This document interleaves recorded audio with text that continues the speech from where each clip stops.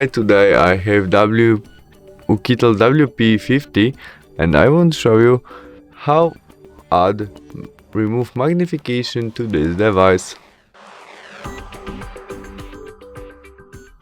To add it, open Settings application and scroll down and look for our accessibility, and there we must find magnification, which is off right now, and we must turn on our magnification shortcut. Confirm I got it, and we have it.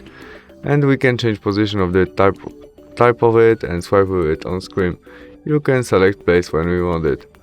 You can zoom your screen by tap on it and tap on screen. When you want change position of that, use two fingers and swipe with it on screen. You can also zoom on or zoom out, or we can turn off this magnification by tap again on your shortcut. And that's all. Thanks for watching. Bye.